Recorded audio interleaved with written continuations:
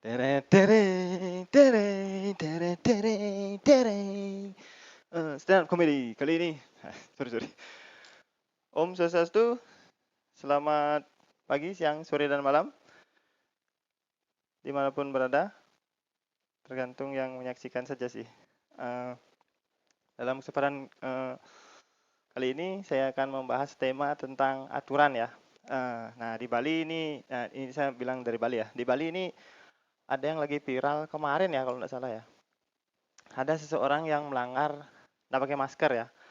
Nggak pakai masker, terus ditindak tegas lah sama aparat. Beliau kan tegas-tegas nih, aparatnya tegas-tegas sekarang.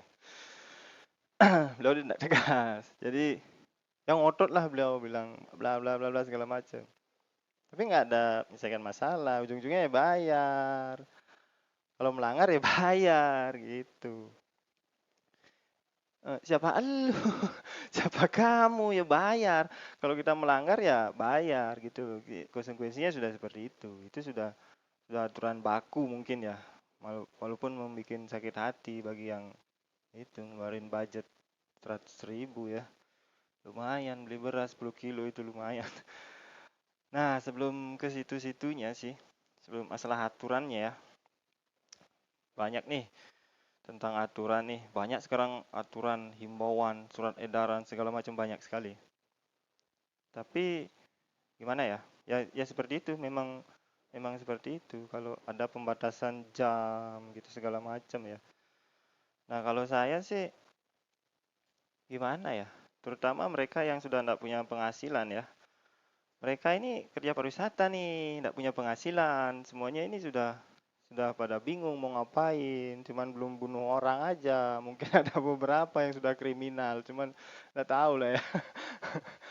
Nah, bapak-bapak ini merasakan nggak penderitaan kita, kami, dia, mereka itu merasakan nggak hal seperti itu. Cuman untungnya kita masih berpikirnya sehat, bukan bukan sehat gila, bukan kayak dia lah, kayak siapa lah itu. Pokoknya gitu.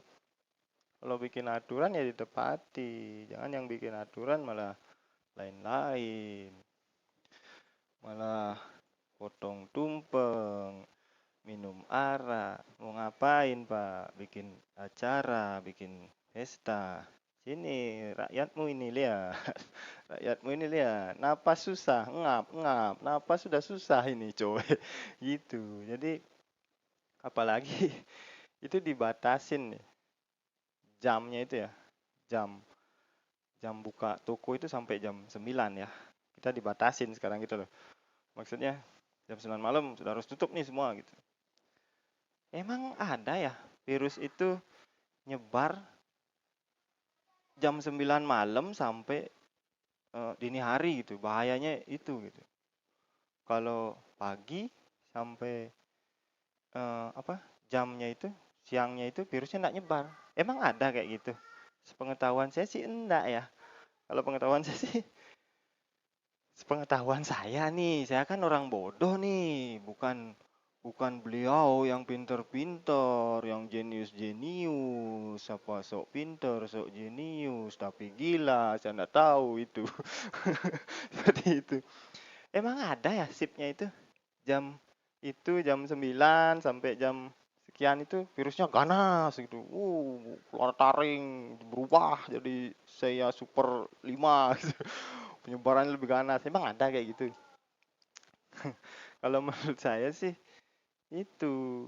Jadi kasihan mereka yang sudah tidak punya penghasilan. Sekarang harus banting setir segala macam. Mereka di pinggir jalan. Jualan telur, jualan buah, buah dada, buah buah yang lain. Jualan cinta, jual diri, jual keluarganya. Ya pokoknya berusaha lah, intinya mereka berusaha fighting untuk menghasilkan penghasilan lah untuk menghidupin keluarganya. Bukan kayak elo yang hanya pinggir jalan, nyuruh orang bubar, nyuruh orang di rumah aja, makan gaji buta. Kontribusi lu apa, bro? Kontribusinya apa? Sama rakyat kontribusinya apa? Jangan kayak gitulah, kasihan. Mereka ini sudah berjuang, fighting untuk hidupnya. Ya kalian punya penghasilan dari dari mana lah. Pokoknya setiap bulan sudah ada penghasilan pasti gitu. Ya aturan sih memang aturan gitu. Kasihan kan mereka yang di pinggir jalan itu sudah berusaha segala macam nih. Udah banting kiri, banting kanan gitu. Jangankan untuk makan besok, untuk ntar aja dia kadang masih susah. Ya bagi yang punya tabungan sih oke lah. Bagi yang enggak, gimana? Nah, gimana nih? Saya punya solusi nih sedikit nih.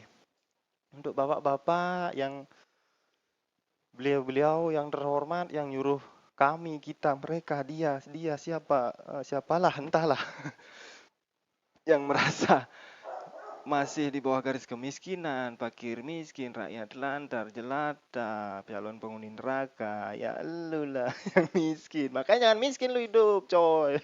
Makanya kaya. Ya kalau miskin gitu, banyak salahnya. Orang miskin banyak salahnya. Calon penghuni neraka, orang miskin itu katanya calon penghuni neraka gitu. Yang kaya dapat kaplingan di surga, Anda tahu juga. Nah gitu. Nah, bapak-bapak ini kan punya penghasilan dari pemerintah nih. Nah, kami, kita, mereka ini kan enggak nih, terutama yang pariwisata ya, sudah setahun menganggur gitu. Nah, untuk kita-kita sama-sama enak nih, sama-sama damai di rumah. Gimana kalau penghasilan Bapak itu eh, kita bagilah bahasanya ya. Bapak sisihkan lah untuk semua agama ngajarin itu, menyisihkan untuk membantu sesama gitu. Jadi 60% tetap untuk Bapak, 40% ya untuk kami-kami ini yang di rumah, biar sama-sama damai di rumahnya. Jangan bapak aja yang damai nyuruh di rumah, yang disuruh ndak damai, kesel, ditusuk pakai omongan maksudnya.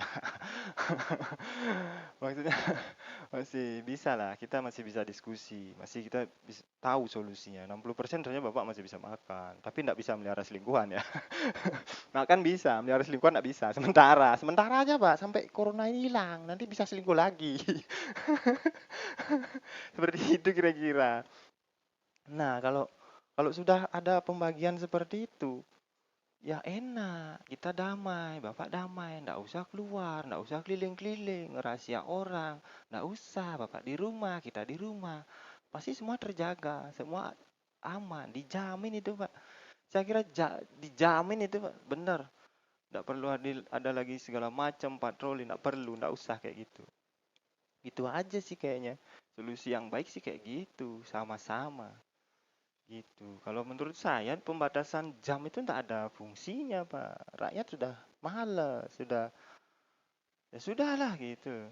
Jadi kalau sepengetahuan saya ya jam 9 ke atas, jam 9 malam itu bukan jam penyebaran virus itu. Itu saatnya beraksi, penyebaran kehamilan, penyebaran perselingkuhan, perjudian, prostitusi. Itu jam malam semua, Pak. Kalau mau ngerahasia, bukan ngerahasia toko, rahasia yang selingkuh sana. Berani. Kurang lebih seperti itu. Mama-mama muda banyak itu, jam-jam segitu, jamnya, apalagi di rumah aja. Jadinya ya sudah, itu aja kegiatannya. Ya kira-kira kayak gitu gitu.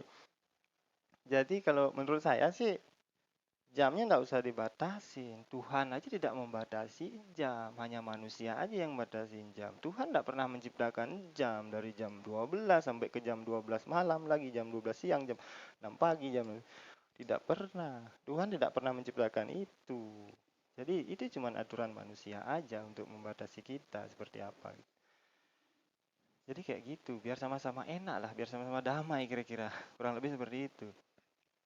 Nah, jadinya itu ya, kira-kira seperti itu. Biar mau damai ya kayak gitu. Jadi kalau orang berkuasa enak bikin aturan segala macam. Kalau orang miskin mentaati aturan susah, apalagi bikin aturan. Saya aja di sini nggak bisa. Contoh saya bikin aturan sama anak saya. Jangan cor-cor tembok. Ini jangan kotorin lantai. Jangan ini segala macam lah. Dia nggak mau, dia tetap melanggar. Karena apa sih tanya? Dia bilang siapa bapak sekarang? Bapak nggak punya penghasilan. Bapak aja nebeng sama mama. Iya bener juga. Jadi kalau orang itu kalau nggak ada duitnya, nggak ada pengaruh, nggak ada yang mentaati. Kalau uangnya banyak, ya otomatis powernya ada gitu. Berarti jangan seperti itulah. Gitu. Jadi kasihan mereka ini kasihan. Gitu. Jadi pokoknya ini ya sudah kita taati protokol kesehatan aja. Saya aja kalau kemana-mana bawa hand sanitizer, bawa sunlight, bawa sikat, bawa lap. Siapa tahu dapat orderan nyuci motor orang. Nyuci baju ke, nyuci apa ke, terserah lah, nyuci dosa, terserah lah. Itulah pakai masker, cuci tangan yang benar tapi ya, yang benar pakai sabun cuci tangan, bukan ada masalah terus cuci tangan kabur ke luar negeri habis korupsi, bukan kayak gitu. Itu bukan cuci tangan yang benar, cuci tangan yang benar. Nah, kurang lebih kayak gitu. Biar kita bisa bersatu antara antara yang kurang mampu, bukan miskin ya, bukan miskin ya. Miskin itu hanya orang-orang yang sudah tidak pantas hidup yang bilang dirinya miskin itu. Kalau menurut saya sih kurang mampu ya. Kalau miskin itu sudah kayak digarisin gitu, sudah kayak terkutuk laknat gitu segala macam. Nggak, bukan seperti itu. Mereka sudah berusaha, cuman belum ada peluang aja untuk kaya gitu. Kalau nggak mau kalau apa? Nggak mau miskin, ya kaya. Gitu aja. Konsekuensinya kayak gitu. Kalau nggak mau miskin ya kerja, bro. Meskipun kerjaan susah, meskipun apapun susah, ya berusaha lah, apalah. Itu segala macam.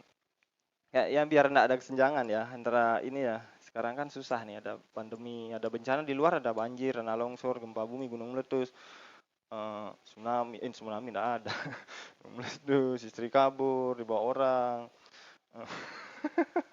Anak gadis hilang. Itu bencana juga loh buat keluarganya. Ada teman saya tuh istrinya hilang. Saya cariin jodoh. Untung dia mau. Sekarang dia lupa. Lupa sama saya. Sudah bantuin dia cari jodoh. Kurang ajar dia tuh. Kayak gitu. Kayak gitu. Orang tuh kalau ada tujuannya ingat dia. Kalau nggak ada tujuannya nggak ingat. Sekarang. Ya sekarang ini ya kita sama-sama lah. Saya sengaja ini ya backgroundnya di dapur. Kayak gini Pak. Keadaan dapur orang susah kayak gini. Di sini nggak ada apa.